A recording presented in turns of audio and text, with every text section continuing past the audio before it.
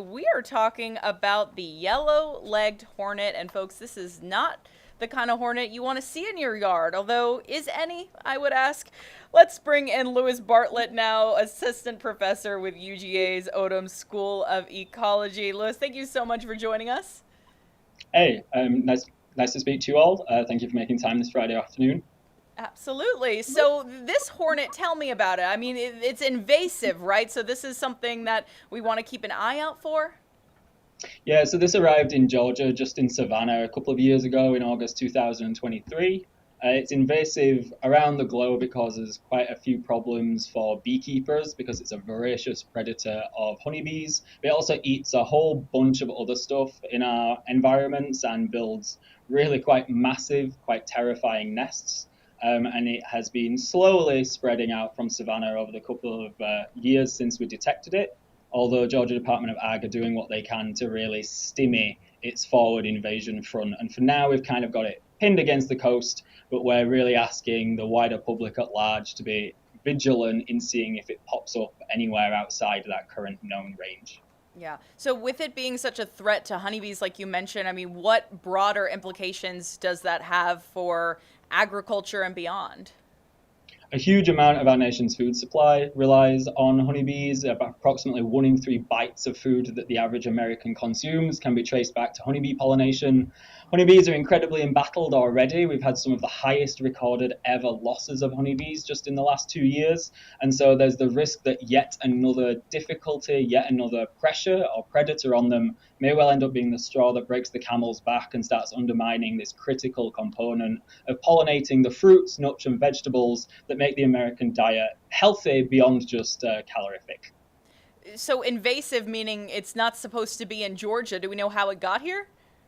So Savannah is one of the most busy freight ports on the Atlantic seaboard. So there's an abundance of inspections that occur there to try and prevent these unwanted visitors from emerging out of these shipping containers. These invasive hornets are difficult because their queens hibernate, and so they'll burrow into soil or gravel or wood, and they're almost entirely undetectable while they're in this dormant sleeping form.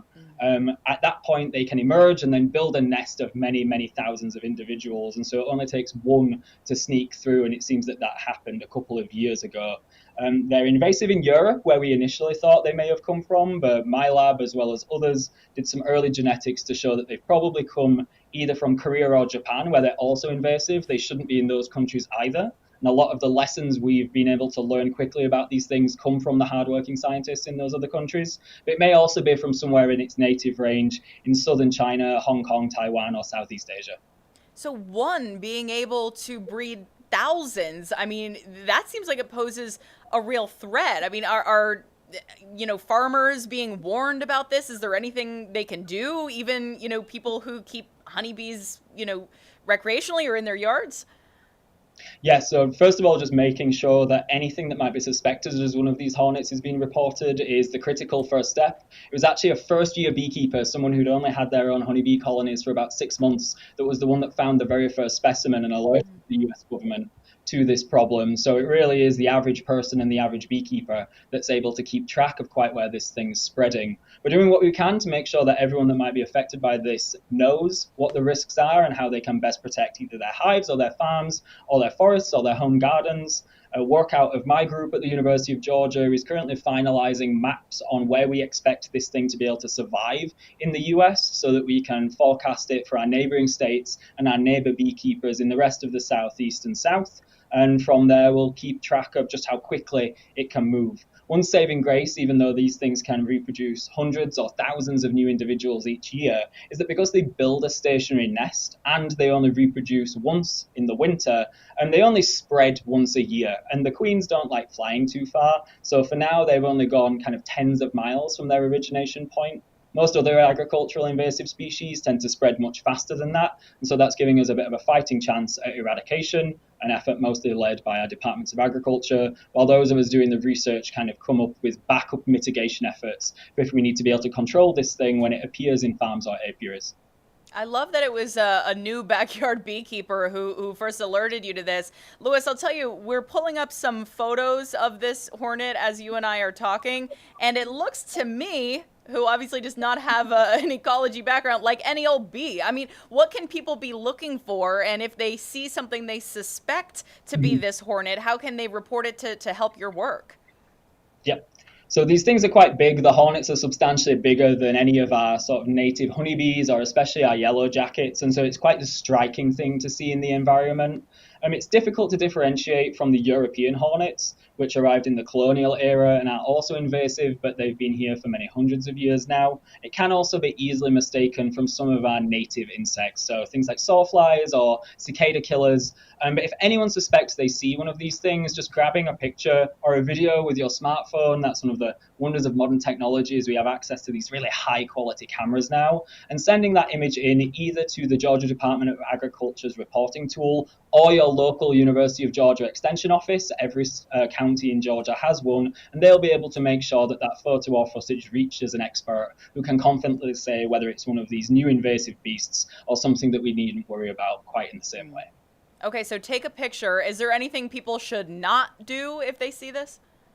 Just don't get too close to it. It's like any other stinging insect. We have everything from velvet ants, cow killers, to bald-faced hornets and the like down here. So most sensible Georgians are aware to not go and stick their nose or finger up against a stinging insect. They're reasonably docile compared to most other things, but please don't take that as permission to go and bother them. One of, again, the nice things about smartphone cameras being so high quality is you should be able to get a decent picture from a safe range, but mostly just documenting it and sending it in is going to be the most useful thing. Killing the workers out in the environment does really nothing to help us, because we actually use them to track and find their nests, and without destroying the nest, they'll just continue to reproduce. So killing the workers out in the environment is actually a hampering of the effort, unless it allows us to confidently ID them.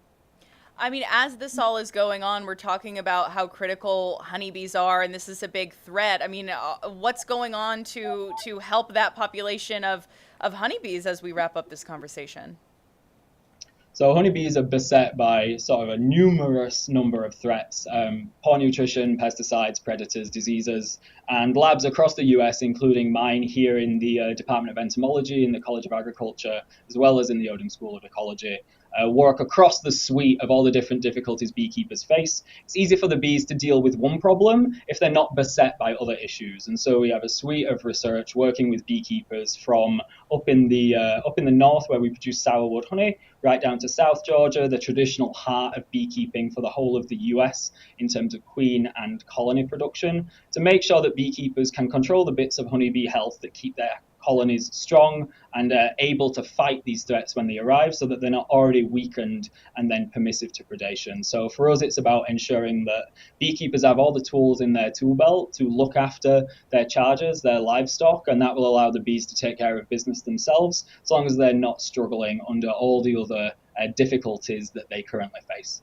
Yeah, such little creatures with such big implications for us humans. Lewis Bartlett, thank you so much for joining us. Thank you for the time. I appreciate it.